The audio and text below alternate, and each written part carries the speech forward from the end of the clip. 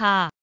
성도가 죽으면 그 영혼은 즉시 천국으로 올라가 몸의 온전한 구속을 기다린다. 첫 번째 증거. 전도서 3장 20절에서 21절. 다 흙으로 말미암았으므로 다 흙으로 돌아가나니 다 한 곳으로 가거니와 인생들의 혼은 위로 올라가고 짐승의 혼은 아래 곧 땅으로 내려가는 줄을 누가 알랴.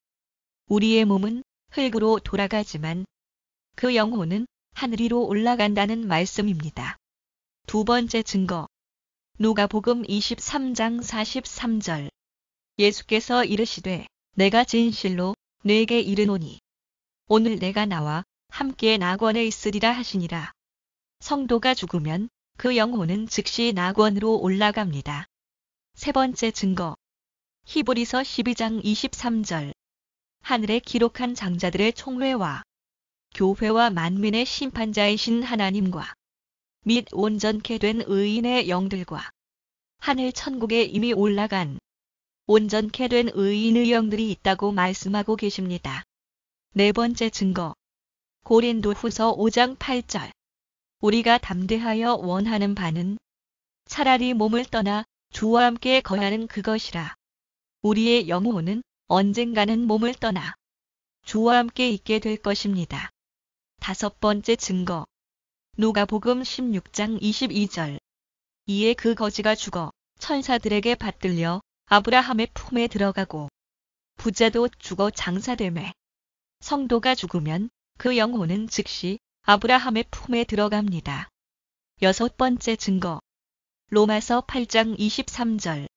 이뿐 아니라 또한 우리 곧 성령의 처음 익은 열매를 받은 우리까지도 속으로 탄식하여 양자 될 것 곧 우리 몸의 구속을 기다리느니라.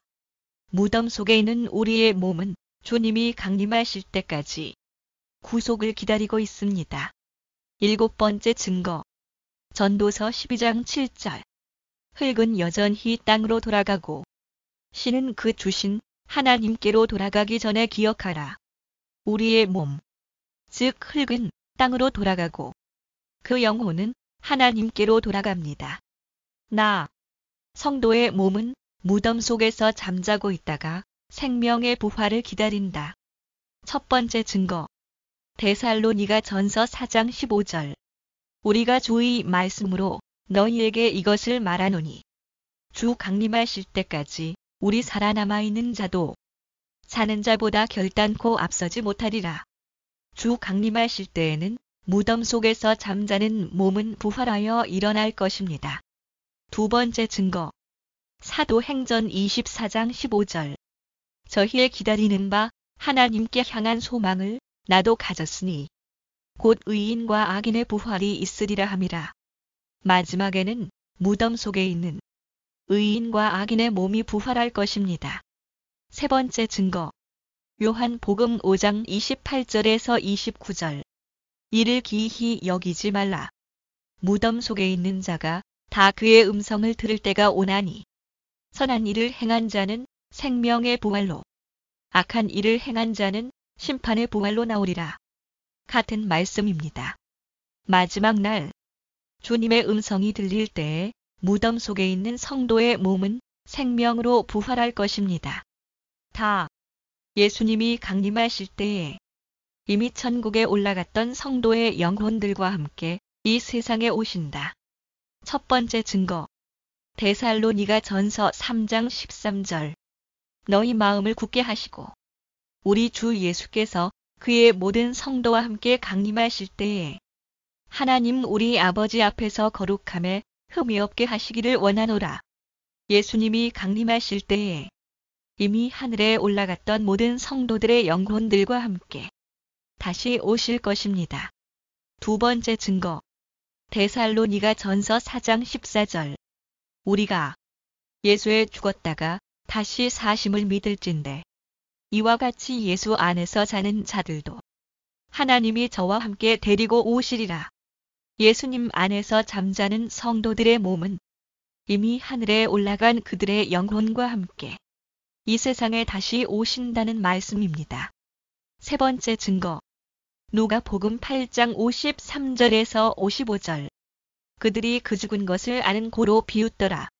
예수께서 아이의 손을 잡고 불러 이르시되 아이야 일어나라 하시니 그 영이 돌아와 아이가 곧 일어나거늘 예수께서 먹을 것을 주라 명하시니 사람이 죽으면 그 영혼은 몸속에서 떠나지만 언젠가는 그 영혼이 돌아와 죽었던 몸과 다시 결합함을 보여줍니다.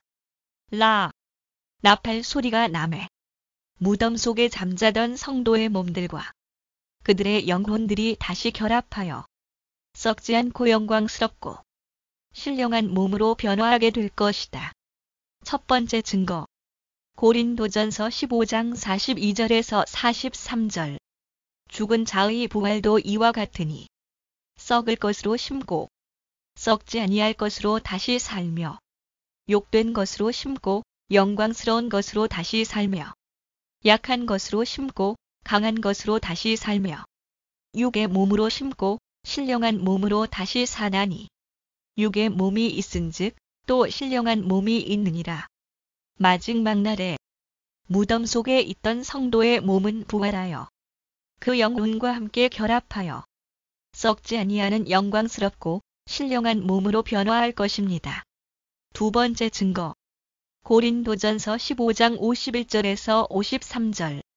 보라 내가 너희에게 비밀을 말하노니 우리가 다 잠잘 것이 아니요 마지막 나팔에 순식간에 홀연히 다 변화하리니 나팔 소리가 남의 죽은 자들이 썩지 아니할 것으로 다시 살고 우리도 변화하리라. 이 썩을 것이 불가불 썩지 아니할 것을 입겠고 이 죽을 것이 죽지 아니함을 입으리로다. 무덤 속에서 잠자던 성도의 몸은 마지막 나팔에 홀연히 다 변화하여 그 영혼과 결합하여 다시 썩지 아니하고 죽지 아니하는 신령한 몸으로 변화할 것이다. 세 번째 증거. 빌립보서 3장 21절. 그가 만물을 자기에게 복종케 하실 수 있는 자의 역사로 우리의 낮은 몸을 자기 영광의 몸의 형체와 같이 변케 하시리라. 우리의 낮은 몸은 언젠가는 예수님처럼 영광의 몸으로 변케 될 것입니다. 아기는 죽어 그 영혼이 즉시 음부에 들어가 불꽃 가운데 고통 중에 있으며 마지막 날에 무덤 속에 있던 그의 몸은 심판의 부활로 나오게 될 것이다. 첫 번째 증거. 누가복음 16장 23절에서 24절.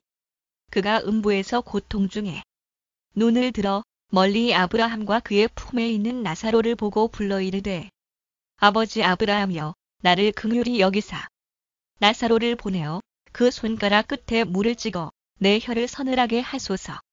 내가 이 불꽃 가운데서 괴로워하나이다. 악인이 죽으면 그 영혼이 즉시 음부에 들어가 고통을 당하며 불꽃 가운데 괴로워한다는 말씀입니다. 두 번째 증거. 마태복음 25장 41절.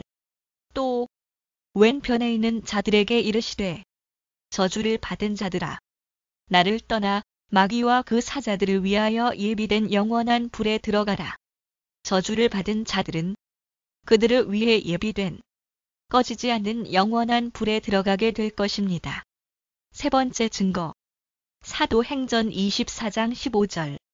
저희의 기다리는 바 하나님께 향한 소망을 나도 가졌으니 곧 의인과 악인의 부활이 있으리라 함이라. 마지막 날에 악인의 몸이 부활이 있을 것입니다. 네 번째 증거. 요한복음 5장 28절에서 29절. 이를 기이히 여기지 말라. 무덤 속에 있는 자가 다 그의 음성을 들을 때가 오나니 선한 일을 행한 자는 생명의 부활로 악한 일을 행한 자는 심판의 부활로 나오리라. 마지막 날에 무덤 속에 있던 악인의 몸은 심판의 부활로 나오게 될 것입니다. 참고. 성도의 죽음을 종종 잠으로 비유한 것은 그 영혼이 잠잔다는 게 아니라 마지막 날 몸의 부활을 위해 그렇게 표현했다는 사실입니다. 영혼은 부활이 없습니다. 결론은 성도가 죽으면 그 영혼은 즉시 천국으로 올라가고 몸은 무덤 속에서 잠자고 있다가 온전한 구속을 기다린다. 예수님이 강림하실 때 이미 천국에 올라갔던 성도의 영혼들과 함께 이 세상에 다시 오신다. 그때 나팔 소리가 나매 무덤 속에 잠자던 성도의 몸들과 그들의 영혼들이 다시 결합하여 생명의 부활로 썩지 않고 영광스럽고 신령한 몸으로 변화하게 될 것이다. 아기는 죽어 그 영혼이 즉시 음부에 들어가 불꽃 가운데 고통 중에 있으며 마지막 날에 무덤 속에 있던 그의 몸은 심판의 부활로 나오게 될 것이다.